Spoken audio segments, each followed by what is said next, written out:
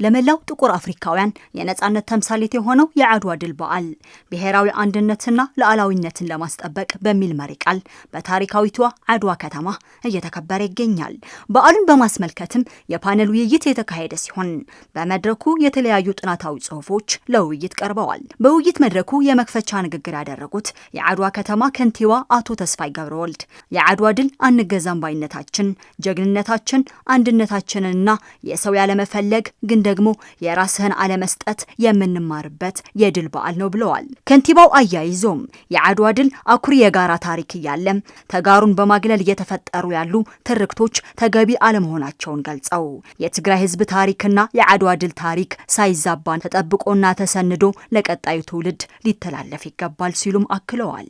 ወጽኢት በዓል ዓወት አድዋ ነተጋሩ ጥራሕ ወይን ኢትዮጵያውያን ጥራሕ ዘይኮነስ የአድዋ ድል በዓል ለኢትዮጵያውያን ብቻ ሳይሆን በዓለም መድረክ ላይ የእኩልነት ሚዛን ይኖር ዘንድ መሰረት የጣለ ክስተት ነው። በዓለም ያሉ ጥቁር ህዝቦች ከሌሎች ህዝቦች ጋር እኩል መሆናቸውን የተረጋገጠበትና የነጻነትና ሉዓላዊነት ትርጉም ይታወቅ ዘንድም አሻራው የጎላ ነው።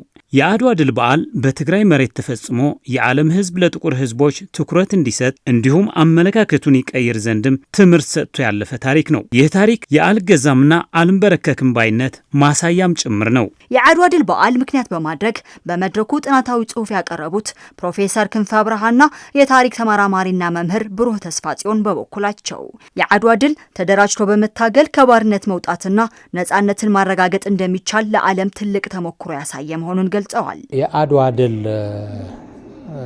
በምናስታውስበት ጊዜ ትልቁ ነገር ለጥቁር ህዝቦች ብቻ አይደለም፣ ለዓለም ጭቁን ህዝቦች ተስፋ የጫረ የድል በዓል ነው የነበረው።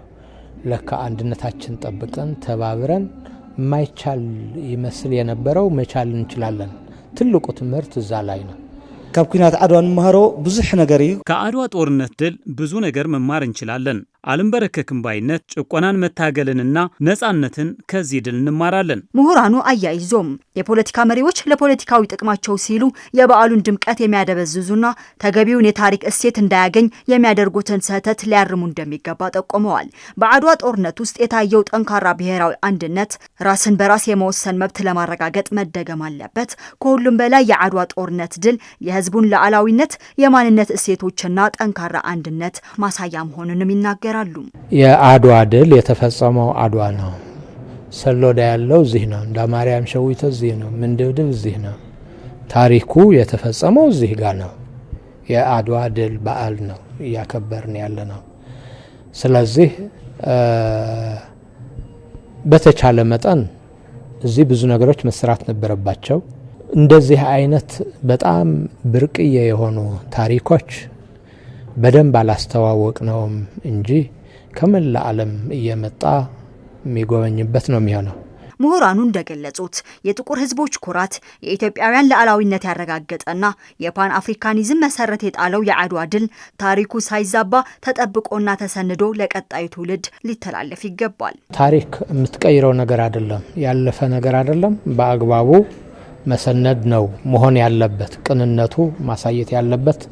ምክንያቱም ከጠንካራም ከድክመትም እንድትማርበት ነው።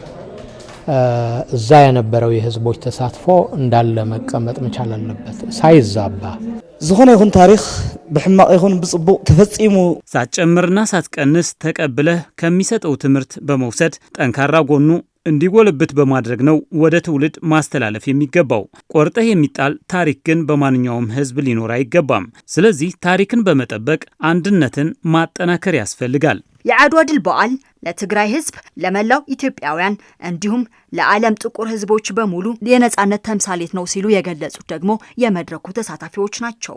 የአድዋ ድል የነበሩት ታላላቅ ጀብዶች ማጠቃለያ ብለን ልንወስደው እንችላለንና የድሉ ትልቁ ሚስጥር፣ ትልቁ ምንጭ ወይም አልገዛም ባይነት፣ ለሀገር ቅድሚያ መስጠት፣ መስዋዕት የሚል ታሪክ ነው የምናውቀው። የተጋሩ የኢትዮጵያውያን ብሎም የአፍሪካ የጥቁር ህዝቦች የአፍሪካውያን ድል ነው። ስለዚህ ይህ ድል አሁን ላለው ትውልድ ብዙ ትምህርት ጥሎ ያለፈ ሁኔታ ነው ያለው። ይሄ ማለት በተለይ በማንነታችን፣ በክብራችን፣ በመሬታችን ለሚመጣ ማንኛው ነገር አንድነታችን የምናመሰክርበት እንትን ነው። ያው የምንዘክርበት የአድዋ ድል በዓልም